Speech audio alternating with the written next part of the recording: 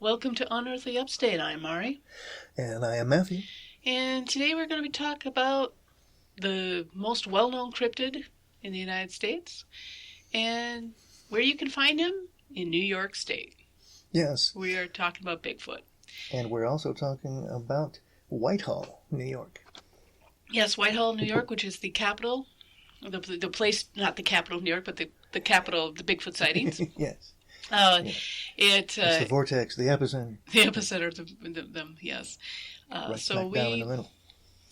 We are going to talk a bit about the history of Whitehall, and it has an interesting little bit of history, but we really won't go into big details of it. But I think first we have to establish New York State. People have a misconception about New York State that it's very urban. Yeah, downstate can be that way, but even when you go to Long Island, there are sections that you could consider rural. Aren't there farms out there? There are farms out there, and there are nature preserves and all that as well. So even on Long Island, there's wild places. And you have to remember, New York's got the Adirondacks, we've got the Catskills, we've got the Allegheny State Park. Exactly.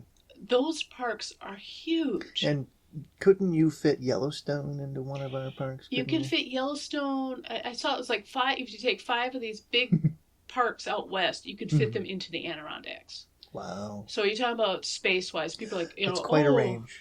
Oh, you got to go out to this park out west. It's so huge. It's beautiful. And like the people up in the Adirondacks are like, well, I drove across the same distance yesterday to go to work. And, absolutely. So lots of room for Bigfoot to kick around in. Yes, and it's a lot of the when you hear about. Well, let's describe Bigfoot, just in case our listeners. He's a hominid. He's a hominid, probably a primate. Exhibiting habitual erectness. Right, probably a primate.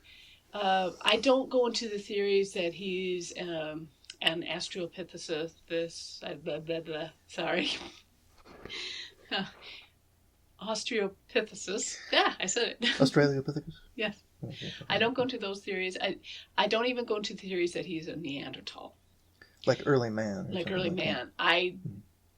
If there is a large primate in the North America continent, it's more than likely a separate species. Sure. It'd be more like a mountain gorilla type, More likely something like that, yeah. Yes, it's a hominid. It's very human-like, but primates are our cousins. We are primates, so it would be human-like. And you see them everywhere, and there are different variations of Bigfoot, or different. You got the swamp ape in Florida. You've got the Ohio grassman. You've got every state seems to have a Bigfoot, and New York is no exception. We have our Bigfoot sightings. The county we live in, Oswego, which is a big county. We've got 2 listed in the BFRO, which is the Bigfoot Research Organization. You can look them up online. Yes, absolutely. We have 2 sightings in Oswego County. There are some counties that don't have Bigfoot sightings, but some counties are more urban, than most. Ours is very rural. We basically have the town of Oswego and Fulton and a few other small towns here and there. Well, there are other small hamlets like Hannibal. Sandy Creek, which is where one of the sightings was. If you've ever been up to Sandy Creek, you can see why. It's very. Then we got Mexico to the east, and then to the south we got Phoenix. Yep. And it's a very our particular county there's a lot of fishermen and hunters and that, and it's the same over by Whitehall. Whitehall, New York is situated on Lake Champlain. Ooh. And if it wasn't for Bigfoot, Whitehall would be known for one thing, and that is the birthplace of the U.S. Navy. Which is another thing people going, what? You mean not Busty's Barbecue? You keep going on about Busty's Barbecue. We are not It's got good ratings. We are not being paid by Busty's Barbecue. All right, then. But it's right next to the ice cream shop, too. Yeah. Well, you brought it up because they had a Bigfoot thing there, right? Well, no. It's one of the local businesses Okay, dare I go on with any more free plugs without permission? But there's a stone and masonry business in which it has the 1,000-pound metal Bigfoot statue right there in front of their business, and you can see it from the Google car when you use the satellite view. And that's next to Busty Barbecue. No, it's not. Oh, okay. No, as a matter of fact, Busty's Barbecue is located in somewhat of an island, surrounded by the canal. Okay. All right. Well, we're going to go back to talk about Bigfoot in Whitehall. Hey, I checked out some of the locations there in Whitehall, and man, it looks like a hopping town for its size. Yeah. So anyway, it is considered the birthplace of the U.S. Navy, at least by New York. Okay. Let's back up. So we're talking, it's the Revolutionary War. Benedict Arnold and Philip Schuyler, are charged with building boats. Mm-hmm. Well, obviously they didn't build them. They had other people build them to help combat the British on Lake Champlain. They are successful. They build the boats. They push back the British on the lake. And the end of that, in the winter, they scuttled the boats because they didn't want the British to capture them. The next year is when Burgoyne went through the town, which was known as Skeesboro. I have to back up. We'll explain why it was called Skeesboro at the time. He went through there to get to Saratoga. Now, the reason it was called Skeesboro and why that village existed, it was originally the land was originally owned by a British officer named Philip Skene, who went back to England and then was declared an enemy of New York State, and his lands were seized. Hence, Skenesboro. Wah, wah, wah. But after the American Revolution, they changed the name of the town to Whitehall. Huh. Jump forward to the War of 1812, and they have to build ships again. And that town is where they build a lot of the ships, again, to protect Lake Champlain and to the St. Lawrence. Mm-hmm. And that is why in 1960, the New York State said Whitehall was the birthplace of the U.S. Navy.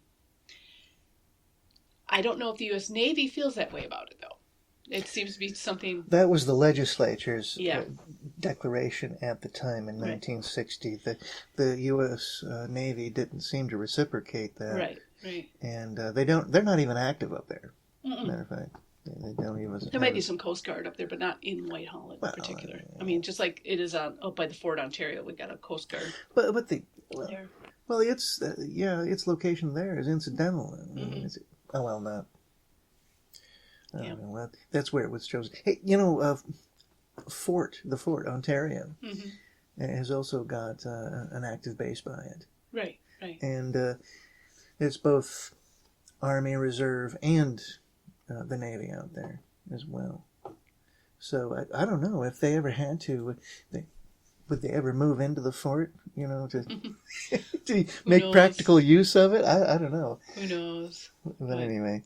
But we have to go back to why Bigfoot in Whitehall.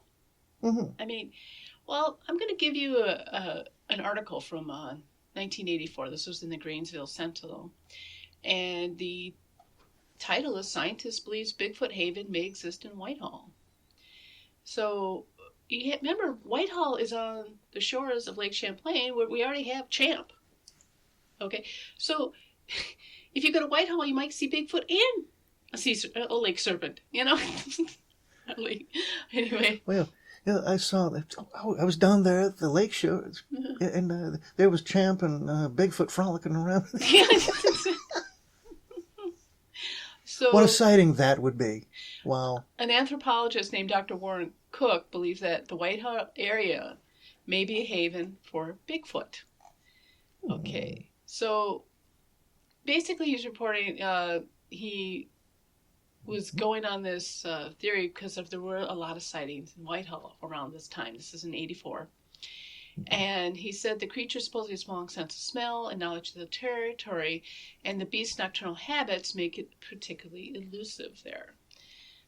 There is a lot of evidence, and there's a man named Parr Bartholomew who has gathered up a lot of the evidence, and he's even written a few books, I believe, about Bigfoot, mainly in the Whitehall area. so like you said, people are thinking Bigfoot. Oh, he's out in Colorado. He's out in Washington. He's out in Oregon. No, Bigfoot's out here too. You know, you. It's pretty easy to hide up there. I mean, well, this might be a bad example, but everybody's seen the Escape from Dannemora. That was the northern end of Lake Champlain, and those were two criminals, two convicts who escaped from Dannemora. And they had no wilderness survival, and they were still able to hide out for a few days, a few weeks. They didn't know from bushcraft, and they were still able. They were still able, because there was a lot of cabins up there, and they utilized them and everything. Yeah.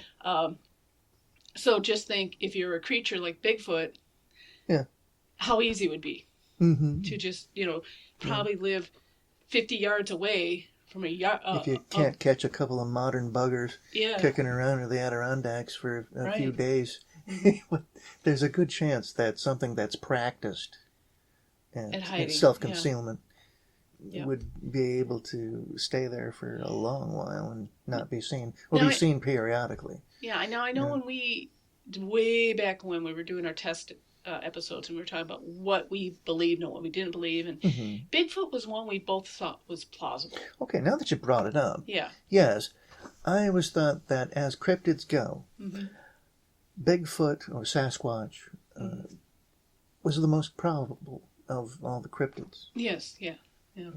Because it satisfies a lot of criteria. Well, not only that, it's I really go with the theory that it is a large primate. I don't go with the theory that it's an early man, like it's a tribe of Neanderthals or something. No, I'm going more along the lines that it's probably a large primate. Yes. Of course, we are primates too, that's why it looks very humanoid. It's like seeing a house cat and a cougar. Right. They're going to see similar. Yeah, that's what ticks all the boxes for me too. Yeah. And because it's very plausible, and it's remote enough. Right. That it, could survive out there without a. I don't buy into the supernatural aspects of it that some are people toted by some people. Seem drawn to attach supernatural aspects to it, and I don't know why. Such as like. What irks you? There was one I saw it originally on YouTube, and then I had to get my curiosity sated, and I went to the woman's blog, and I wish I hadn't. She claims she sees mini Bigfoots. Oh boy! Now I would have accepted it better if she said she was seeing elves or fairies, but no, she was insistent these were 6-inch tall Bigfoots. It must be the black mold. How can you be a Bigfoot when you're 6 inches tall? For one thing, that kind of goes against the whole description of Bigfoot. Bigfoot is a large, hairy hominid that walks upright. Yeah. He's man-sized or slightly larger. You can't be 6 inches tall. Sorry. Yeah, it's got to be Jim Henson, Sweetums-sized. Exactly. Hairy. Yeah, exactly. Not a... like some Harryhausen model, Right. Walking around in it. So that just shows you how, around. Some people really want to attach more to the story than it needs. I mean, I'm more accepting of the fact of that, yes, Bigfoot was probably considered a nature spirit, because if you look at a lot of Native Americans' folklore, myths, and legends, animals did take very prominent roles in their myths and legends. And you had Bigfoot roaming around. Of course, Bigfoot's gonna, and I keep referring to Bigfoot as he. We both know Bigfoot has 2 genders, so we assume. I shouldn't assume. He, she, it. Yeah. Okay. Okay. They. They. But yeah, I want to stretch it. There are some very plausible and very well read researchers out there who will not be the first to jump on every hoot and holler, and they see, talking of such, they see 2 trees that crashed against each other, and they're not immediately going to go, that's a Bigfoot thing. Oh yeah, people don't do that sort of thing. Yeah, there are researchers out there that really do know their stuff and really have brought forward good arguments. The only problem we have is there's been no good physical evidence. And I'm sorry, the casts are good, and there are some that are very good, but if you've seen like an animal running through mud, and then there's like rain comes, and that changes the shape of the paw print, and now you can't tell it's really a bear. So some of these prints could be that. They could have been something that got changed through the weather. So, but there are some paw prints that are very, footprints that are very plausible too. Right, but as for the hooting and hollering, oh geez, there's an actual contest. Oh yeah, that's in Whitehall. Yeah. Yeah. Yeah, they. Unfortunately, because of the nastiness, they've had to cancel their hoot and holler Bigfoot competition this year because, anyway, all kinds of events being canceled. Yeah, the last video I saw that a woman won. Oh, yeah. And basically, you try to call Bigfoot. And I'm not going to do it. But you basically make a noise to call Bigfoot. A lot of them do a very orangutan-y, gorilla-type thing to do it. All I know how to do is call the cattle to the salt lick, basically. Hey, boss! Boss! Come on, boss. Anyway. But, and you have people who I've watched that are come across as major skeptics, and some people don't like them in the Bigfoot community because they seem to be skeptics, but what they're trying to do is get rid of the fakes, because it is easy to fake. Oh, it is. Yeah. But the latest Bigfoot thing that's going around right now happened out. I know we're going off the subject, but I just one example of how these things can get blown out of proportion. It was a video, a really well done video. The woman who took the video really did a really good job of keeping things in focus and keeping her arms steady while she was videotaping. There is definitely an animal in this video. It was on Vancouver Island. Even the people who took it are saying, they're not saying it's a Bigfoot, but they're saying they don't know what it is. I look at it and I immediately thought, it's a bear's ass. Okay. All right. Problem with that, I can't jump to that conclusion because... That brings me back to that scene in Super Troopers. Yeah. Anyway. Hey, bear effort. Well, you've already had too many explicit ones. Don't finish them.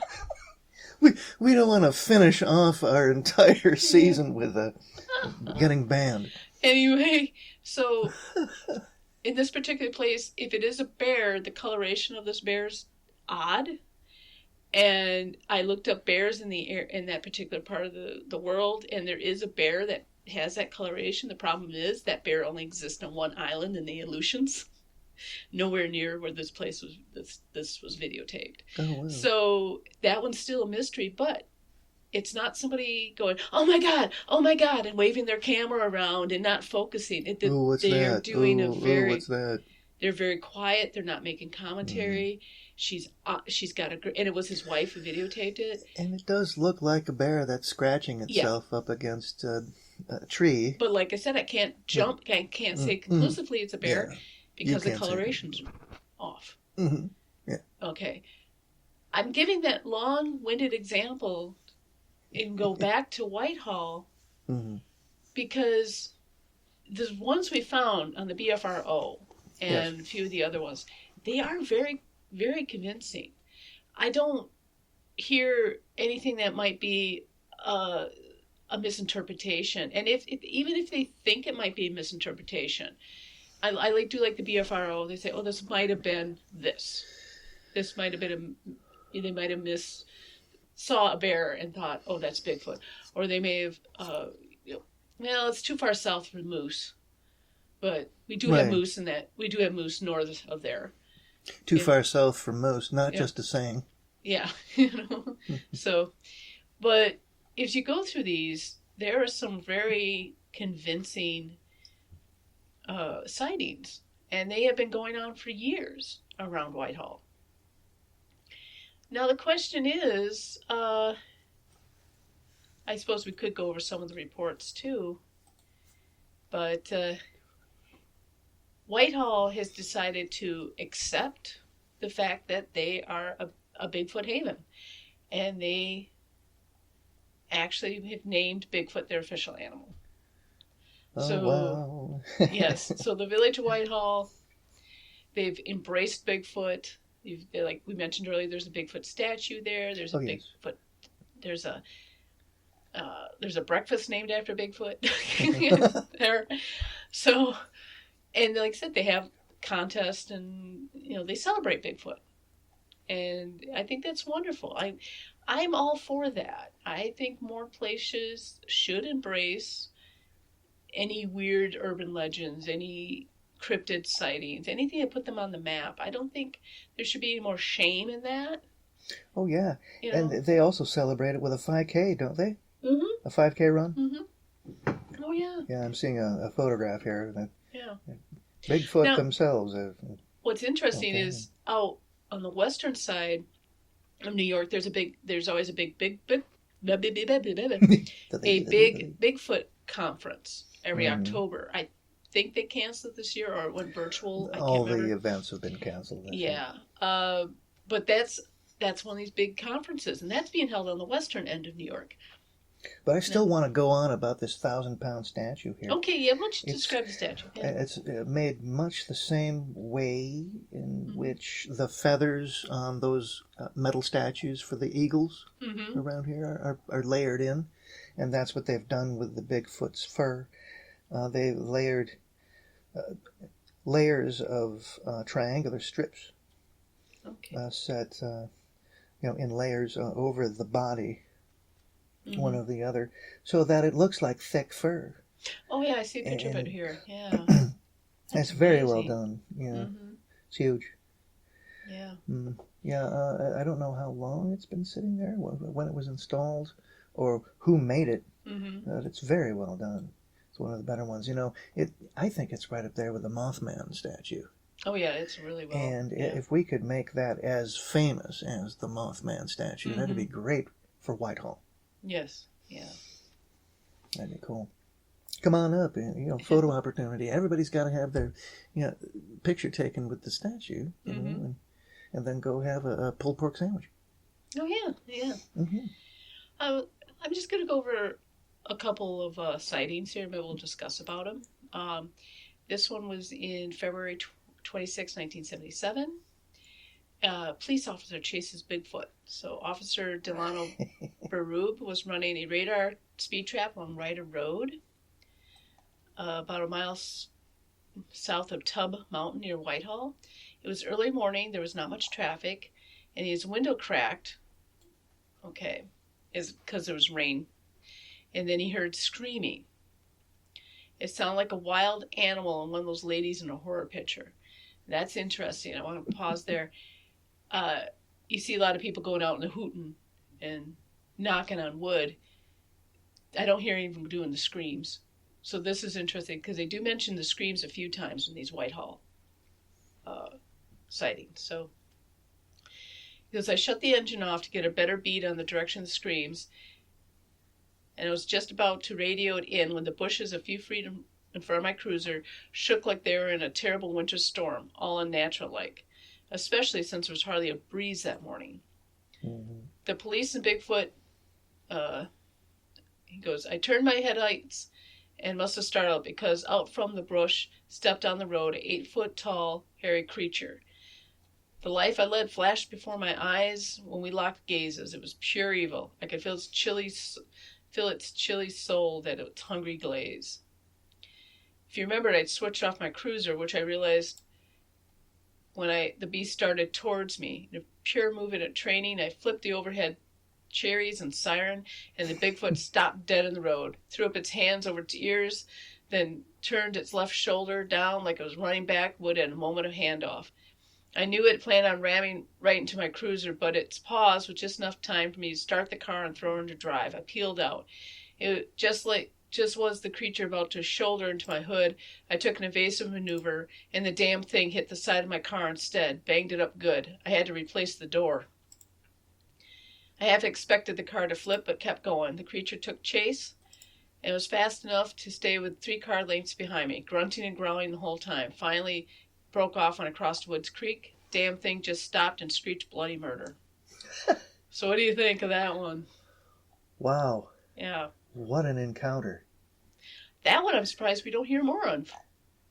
A close encounter of the violent kind. Yeah. Kind of reminds me of the guy out in Minnesota who had the UFO skimmed his cruiser and left a lot of damage. Too. This guy got body checked by a Bigfoot in his car, and the door had to be replaced. So that's pretty amazing. I don't know.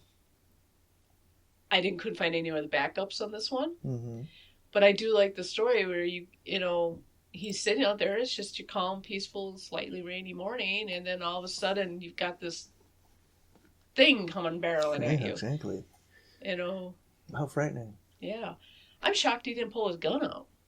Really. But I don't think he had a moment to think. I think that was the first thing. It was like, let's scare this. You know, let's scare it. You know.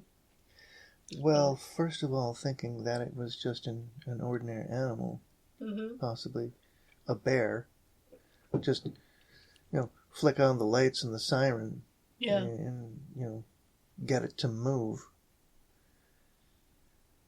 That way you could, more positively identify it. Right. But then that just enraged it. Seems. Hurt its ears, so. Yeah, and then decided to go for him. Yeah. Man, that would be one hell of a sighting. Of course, nowadays, would you be able to get your like I say, back then you wouldn't have videotape. You wouldn't even have the cameras and the cruisers and non-existence in 77. Nowadays, if that happened, hopefully the officer would have their body camera. They have their body camera and their car camera on. I don't doubt that those cameras are festooned with every camera on every corner.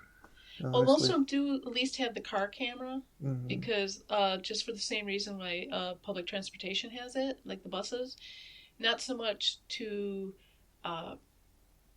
show that they're doing anything wrong, but to catch the people who are being jerks around them. Yeah. I almost said the wrong word. I got told that by a bus driver I was talking to because they have cameras on the buses. And it's not to catch the bus driver doing anything wrong. It's to catch the people that cut them off or really run over the people as they leave the bus. And because if your drivers are acting responsibly, then any video footage, right, any evidentiary video footage you can provide the court, and right, give you indemnity for any kind of liability. And that's why they run them on the cruisers too. Is they got. Evidence when they pull you over. Well, they got your license there. They got, and then it leads to funny things. But back then we didn't have it, so we just have his word for it. But he did have to replace his door on his car. So, ooh, yeah. What year was this again? That was 1977. 1977. So he'd have been driving one of them big Pontiacs, maybe, huge tanks. Ford or those cruisers. What were those? Yeah. Cutlass. No, they didn't do Cutlass back then. No, they didn't do. They didn't do Oldsmobile. They did mainly like Fords and Pontiacs. I remember when they were driving around in Dodges, Dodge Diplomat, that sort of thing. That was popular during the 80s. And of course, the obligatory Crown Vic. Yes, yeah. Okay. So, and there have been other sightings, of course, in the Adirondacks. They're perfect. It's perfect up there for Bigfoot. It really is. There's been sightings around Saranac Lake, a lot of places. Just go to BFRO and look up New York. You'd be pretty shocked how many Bigfoot sightings there were. There's also. Let me pause this for a second. Go. Well, as for specifics about Bigfoot, now we've already established that it's a plausible cryptid. Yes. Because it would fit well in its environment, be able to survive. Now, what sort of diet would it subsist on? What because it doesn't seem very numerous. That's, Would it have an omnivorous diet? Excuse me? I've always thought so. I don't think there's ever been any proof of what type of diet they have anyway, but I always thought it'd be similar to bears. There's been no scat. That's yeah. another thing. Or it doesn't look like bear scat. People don't realize. Yeah. Or, exactly. Yeah. I always thought it'd be close to bears, Uh-huh. like black bears, where they're omnivores. And they would take advantage of not just the plants, but like some of the animals in the area as well. Seems to me like it'd be an active hunter. Possible. And also a hunter-gatherer, and it doesn't have to scavenge. Right. It doesn't seem. So it's, otherwise that would increase its incidence of sightings. So you do agree that Bigfoot is not this hippy-dippy type of being. It's not a vegetarian living out there, grooving to its own thing. It survives on whatever it can find. Yeah, because there are a lot of people who believe that. They believe that if they run into Bigfoot, it's going to be this cosmic experience, and it's going to be life-changing. It might be life-changing because it might be hungry for meat, and you ain't running fast. If you're gonna say Bigfoot is possible, you have to accept the animal side of Bigfoot. Okay, which one would win in a fight? Yeah. Bigfoot or honey badger? Ooh. I would say Who would want it only more? because it's got the arms and the legs and it could fling the honey badger, but they would only piss off the honey badger. It'd be like attacking a wolverine. It seems to me like if the Bigfoot could get a hold of both of its front legs and like hold it in towards its chest with the mouth out. Yeah. With its back towards its chest, it could probably pull its legs off. Maybe. But then you got to remember, we've seen videos of cats get it by the mouth and treeing bears, Matt. Mm-hmm. We've seen house cats tree bears. Oh yeah, more than one on seen videos of that. So yes, you could say maybe he would beat up honey badger, but maybe he's so scared of honey badger that he runs up a tree. Okay. Either would be funny. But it wouldn't be a honey badger. It would probably be a wolverine or a fisher, more than likely. It probably chases other predators away from their kills. Possibly, could be a scavenger or opportunist, should we say? Right, exactly. Yeah. And tools. What about tools? You think that tools? That's an interesting one.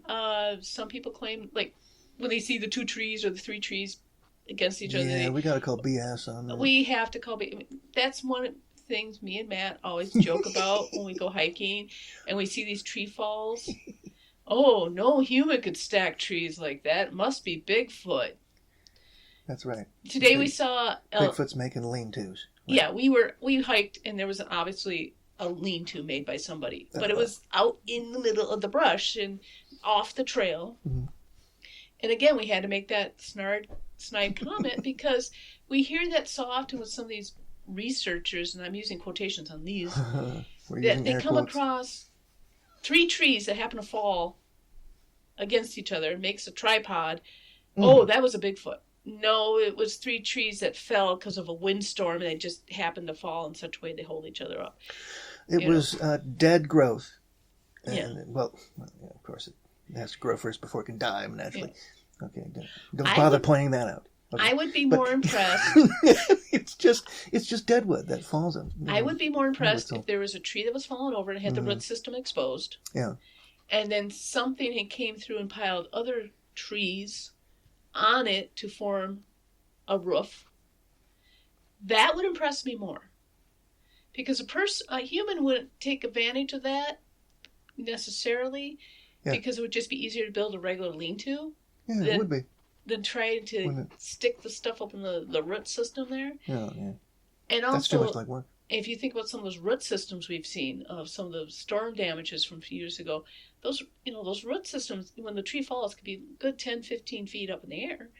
If I came across something like that, like I saw a bunch of smaller trees stuck into this root system and it formed a roof. I could see the Bigfoot living in a shelter that's most expedient. I would be like yeah, that's more possible. Yeah. That could still be human-made, but I would be leaning more towards that's more like if a Bigfoot was building shelter. Mm-hmm.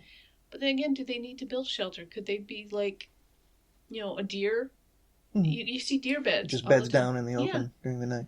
That could be Bigfoot. They might and do it. Maybe they use something as a shelter, as just out of convenience. Yeah, so maybe they don't even bother with building anything. It's an interesting theory. You'd have to look at the primates, the big primates, to get an idea if they do anything like that. I know the orangutans. Jeez, they're so intelligent. Those orangutans, man, they're my favorite primates, by the way. And we should save them. So stop buying palm oil. Yank your lips off. There's my environmental thing I'm really passionate about. Try not to buy too many things with palm oil because that's destroying the orangutan's habitat. Palm oil. So check your makeup. Get Brian ladies. Blessed on it. Save the orangutan. Yeah. Okay, that's enough of my environmental rant. We should go back to Whitehall and the Bigfoots. Yes, please. Yeah.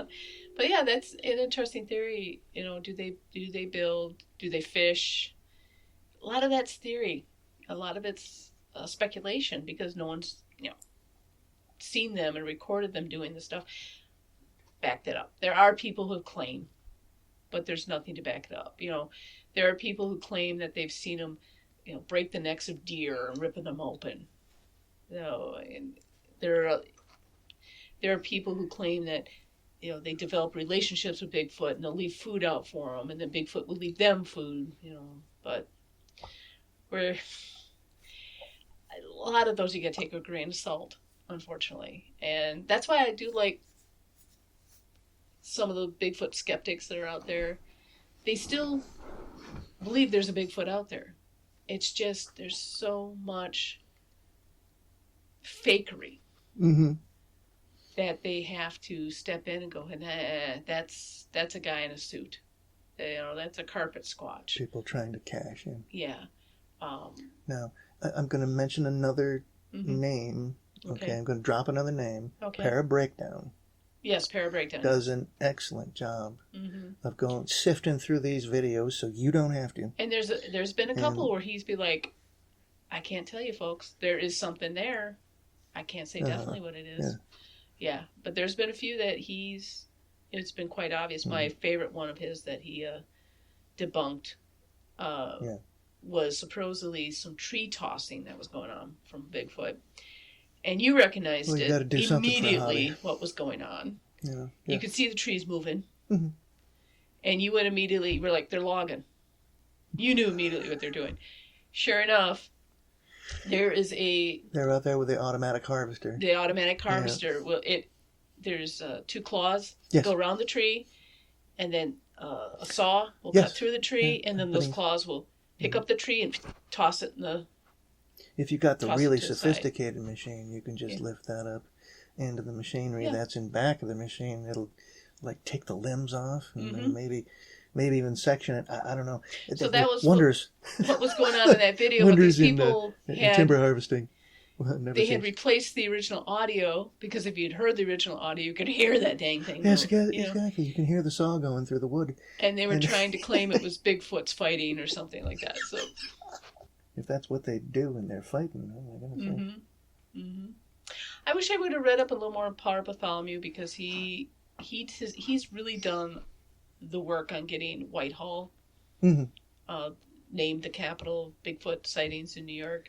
Did a lot of work getting that done. Yes. He deserves a shout out there. He's done a lot of research. He's written books, and he's usually the go-to guy if you need any information about the Whitehall area and Bigfoot. So I got to give a shout out to him. I didn't get a chance to read any of his books, but I had heard his name mentioned a lot in Bigfoot circles. So, fun fact about Paul Bartholomew.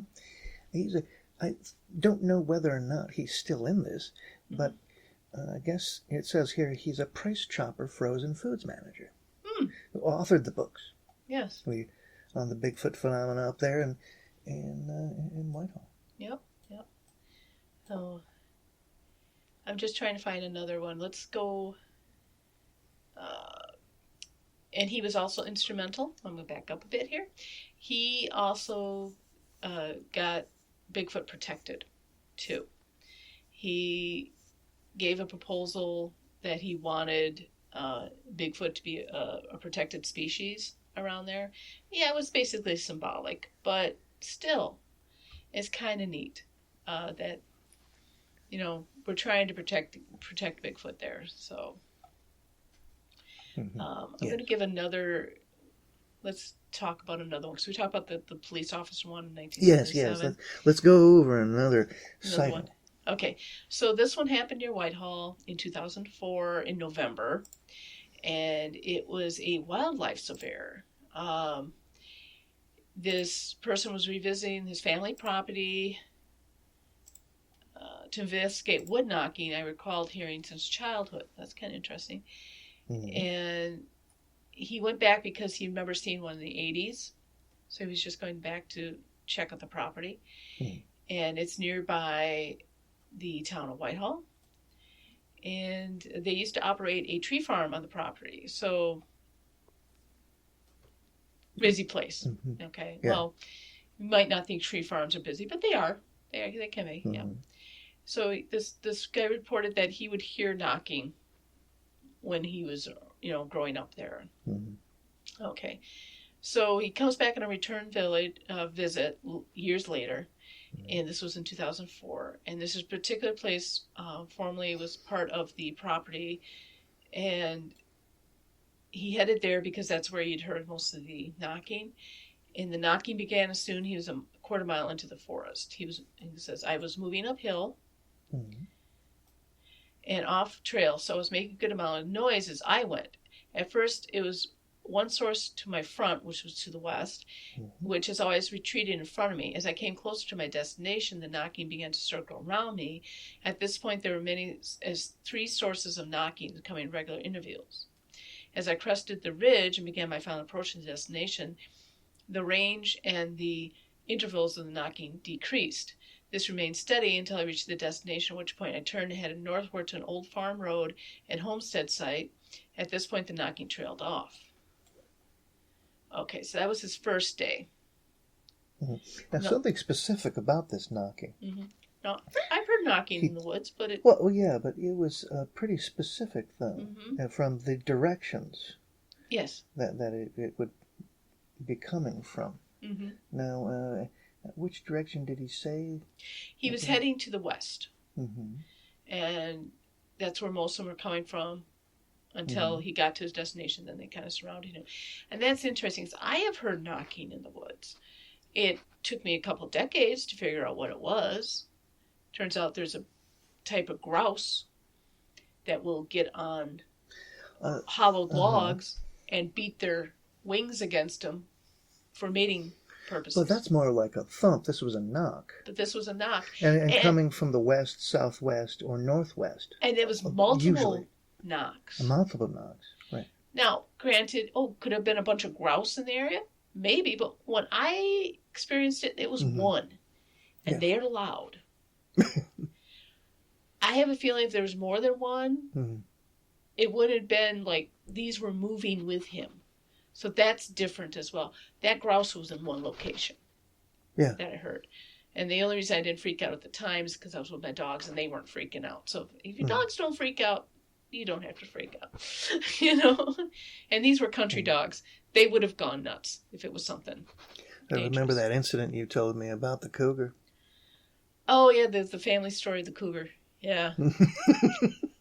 Yeah, apparently a cougar scared one of her dogs so badly it died of fright. Died?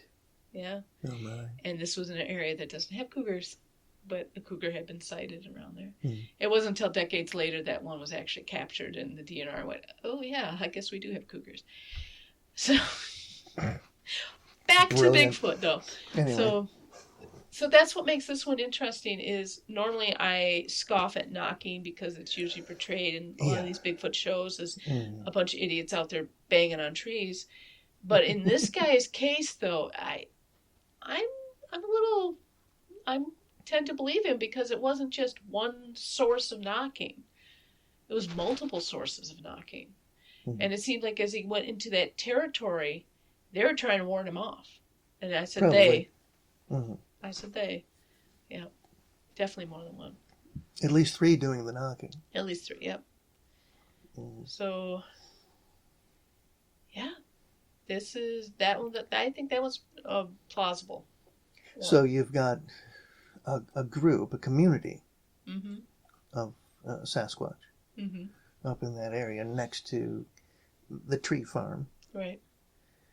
And he's noticed them there ever since he was a kid. Yes. Back in 1980s is when he first noticed them, this now, particular person. How does his experience compare with the next case? Oh, or another case. I'm just picking them at random. Oh, right. Yeah. Well, actually, there was a little bit of follow-up on this. Okay. They were able to rule out possibilities for the knocking sound. So, like I said, there were many wild species that can make sounds, like I said, that grouse. Yeah. You know. Beating its wings. So they took they did go through and say, okay, can we take those out of the running? And they did. And which I said too, that grouse, I could not see in my situation. I think if I would have gotten closer to that grouse, it would have flown off. Oh, yeah. In this case, he got closer and they were making louder noise. So this was a deliberate warning. Yeah, it was. To get out of there.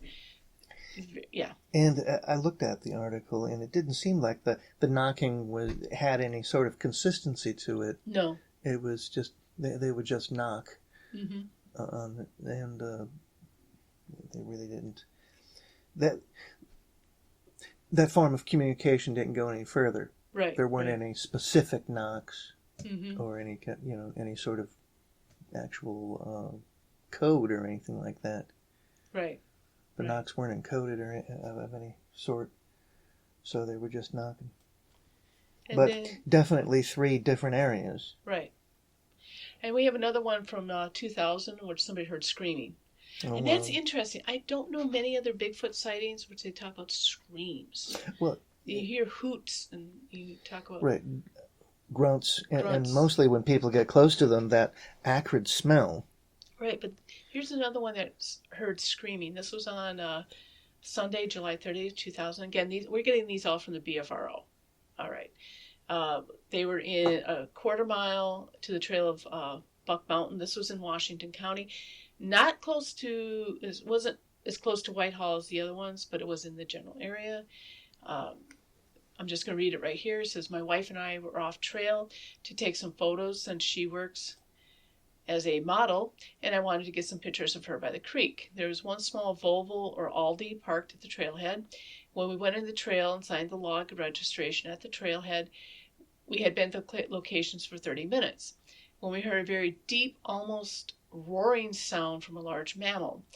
I'm an experienced packbacker and had years of experience in the Boy Scouts and have had many encounters with bears, and on one occasion even had to take food bags away from a very large bear that stole the hikers' food near an avalanche pass in the high peaks. I have heard bobcats and coy dogs, and this was no animal I have ever heard, including the possible Bigfoot sighting I had 10 years ago. The sound was distinct. It was a low, almost a cross between a scream and a growling sound. I've never heard anything like this in my entire life. It made the hair on the back of my neck, made the hair stand up on the back of my neck. I've never been so frightened in all my life. I tried to keep cool my wife, who was frightened easily.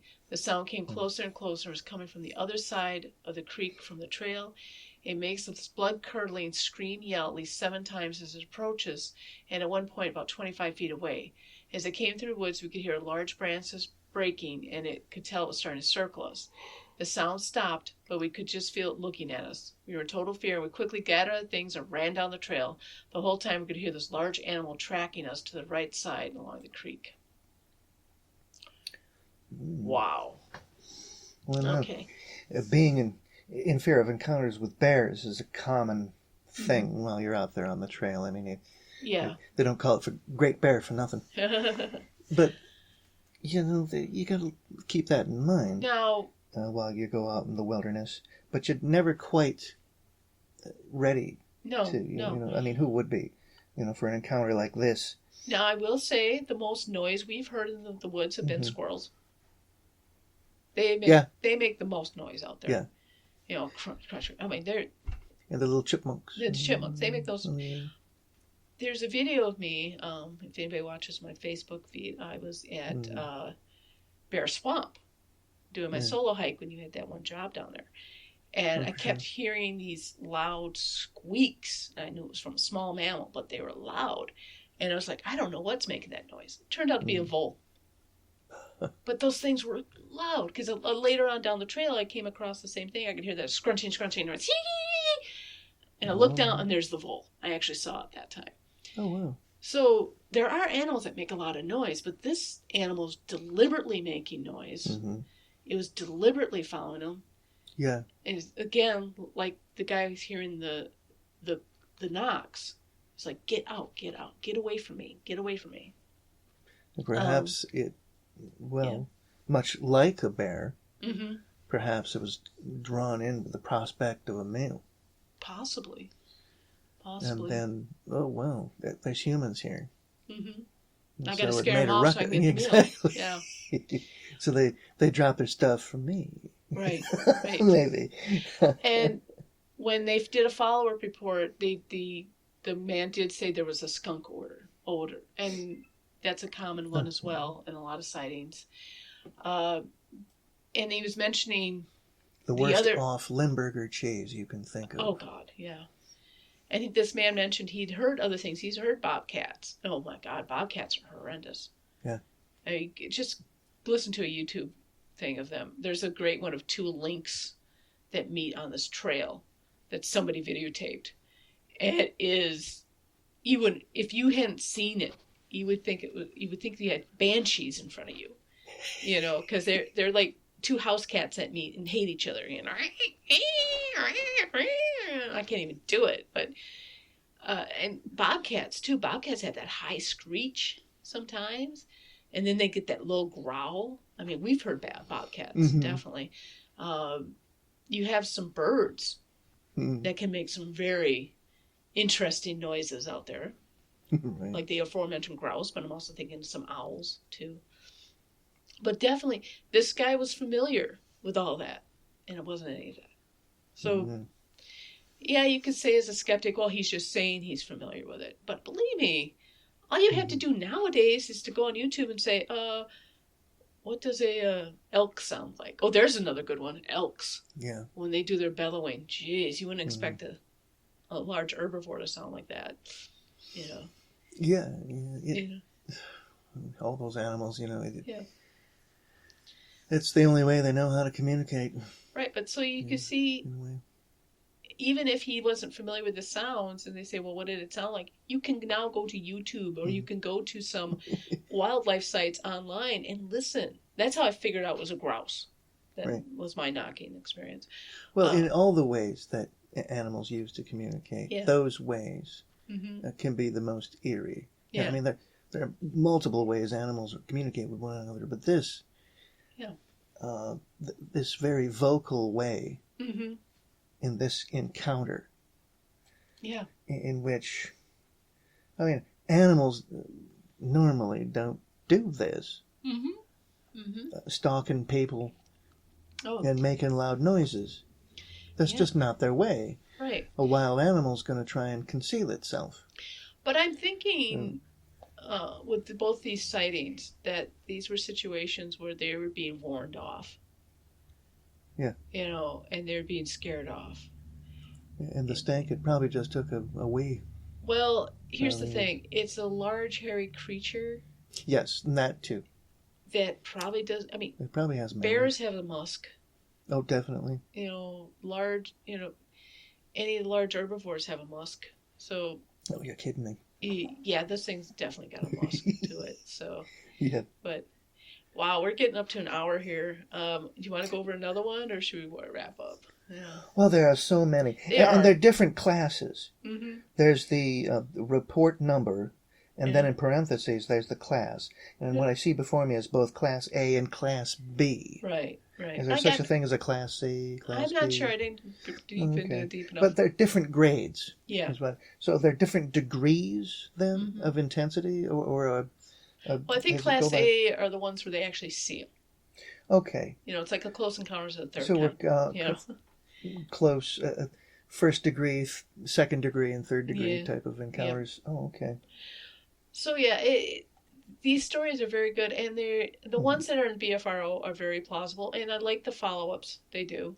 Definitely. You know, like saying, "Hey, are you sure it wasn't a bobcat?" Yeah, I'm sure it wasn't a bobcat. You know,